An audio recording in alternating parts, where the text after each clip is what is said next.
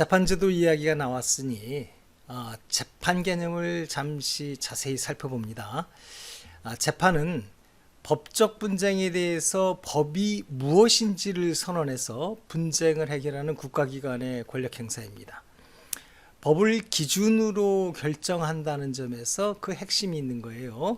그 권력을 사법권이라고 합니다. 사법권은 일단 법원이 행사합니다. 헌법 101조에 보게 되는 사법권은 법관으로 구성된 법원에 속한다 이렇게 규정하고 있죠. 헌법 111조에 보면은 사법권 중에서 111조에 열거된 사항은 헌법재판소가 관장하도록 되어 있습니다. 1호부터 쭉 보면은 법률의 위헌 여부 심판, 탄핵 심판, 정당 해산 심판, 권한쟁의 심판, 그리고 헌법 소원 심판. 이것은 헌법재판소가 관장하도록 되어 있다고요. 이 헌법 101조와 111조는 사법권의 권력 분립이에요. 이 권력 분립으로 인해서 대법원과 헌법재판소가 서로 견제하고 경쟁하게 되죠. 그 견제와 경쟁을 통해서 국민들이 이득을 보고 있는 상황이죠. 만일에 이 권력 분립이 없었다면은 우리의 사법제도는 아직도 일본의 사법제도와 비슷한 모양으로 남아 있었을 거예요. 자세한 설명은 생략하는데 참고로 하나만 말씀드리면 1989년 헌법재판소가 설립된 이후에 일본 법학자들이 우리나라의 사법제도를 엄청나게 부러워하고 있다라는 걸 하나만 말씀드립니다. 여기서 이야기하고 싶은 것은 권력 분립이 아니고요. 사법권의 권한행사 방법입니다. 사법권은 그 성질상 입법, 행정권과 개념적으로 구분되는 개념이에요. 입법, 행정, 사법은 모두 법의 근거에서 행사됩니다. 입법은 헌법을 준수해야 하고요. 그래서 헌법을 구체화하고 또 헌법을 현실에 적용하기 위해서 법률을 만드는 거니까요. 행정은 헌법과 법률을 따라야 합니다. 그리고 사법은 모든 법을 기준으로 판단하게 되는 거죠. 그러나 입법, 행정, 사법이 법을 따르는 정도는 달라요. 이 부분이 핵심입니다. 입법, 행정권은 그 권한 행사에 재량이 허용됩니다. 입법과 행정은 기본적으로 미래의 행위를 대상으로 해서 앞으로 이런 법이 적용될 거야, 이 법을 따라달라고 얘기하는 거니까 미래를 예측해서 권한을 행사하게 돼요. 이런 점에서 입법과 행정은 법에 근거해야 하지만 그 법 자체가 이미 입법이나 행정에 대해서 일정한 재량을 허용해주고 있는 상태예요. 입법과 행정이 준수해야 할 것은 헌법과 법률이 정해놓은 한계선이 있어요. 그 한계선을 일탈하지 않는 것입니다.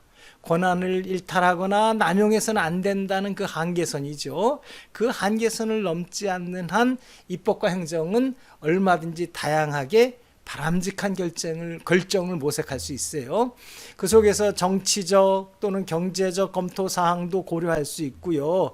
그걸 통해서 대한민국이 어떤 결정을 하면 바람직하게 발전할 수 있을까를 하는 그런 관점에서 결정을 하게 된다고요. 그래서 입법 재량, 행정 재량이라는 용어, 개념이 처음부터 성립되어 있습니다.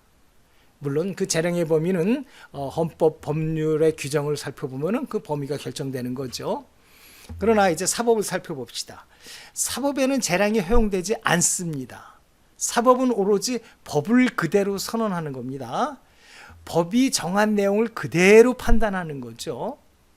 법률 관계라는 것 자체를, 법률 관계가 뭔지를 결정하는 거고 그 법률 관계를 확인하는 거니까 법률 관계는 법으로 만든 관계이니까 법 그대로 해결되게 돼 있어요.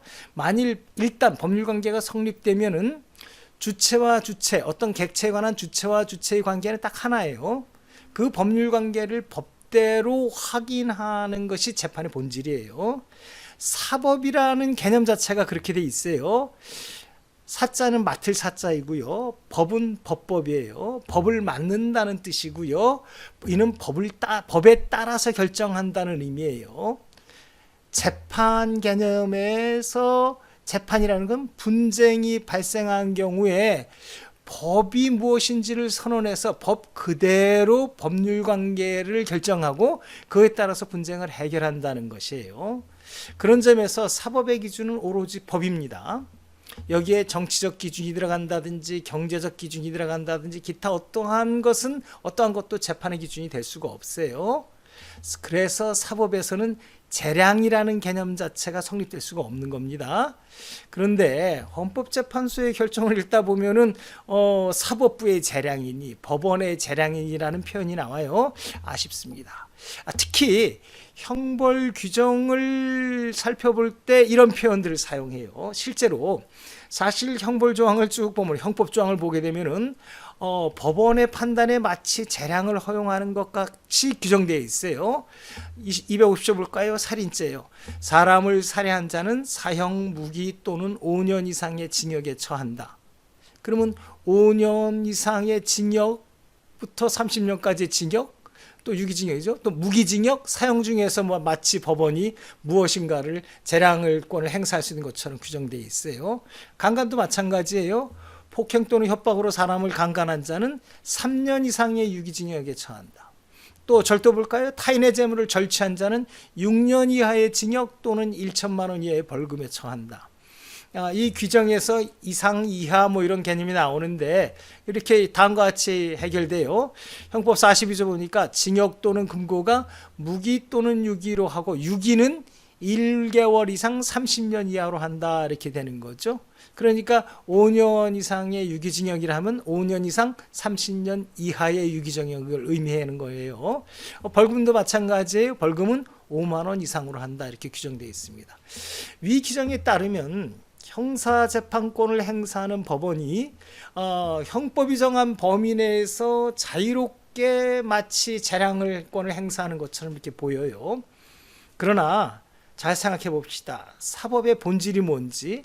사법은 미래를 판단하는 기관이 아닙니다.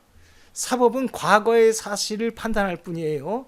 이미 있었던 사건에 관한 법적 분쟁을 판단하는 거예요. 그것은 과거에 있었던 누구와 누구 사이의 법률관계, 구체적인 법률관계를 판단하는 거예요. 그 당시 그 법률관계에 있어서의 정답은 하나예요. 이것일 수도 있고 저것일 수도 있는 그런 상황이 아니에요. 개별 구체적인 사건에 적용되는 법은 딱 하나입니다. 법이 만들어내는 결론이 하나라는 거죠. 사법은 법이 정한 그 하나의 결론을 찾아서 선언하는 게 사법입니다. 우리 헌법은 그것을 다음과 같이 표현하고 있어요. 103조입니다. 법관은 헌법과 법률에 의하여 그 양심에 따라 독립하여 심판한다 이렇게 돼 있어요.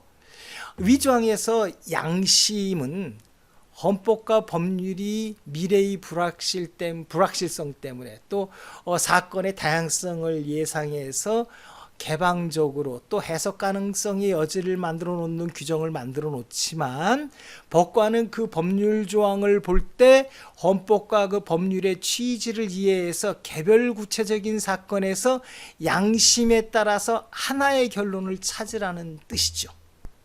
살인사건에서 법원은 5년 이상의 징역으로부터 사형까지 형벌을 선택하는 재량권을 갖는 게 아니고요. 그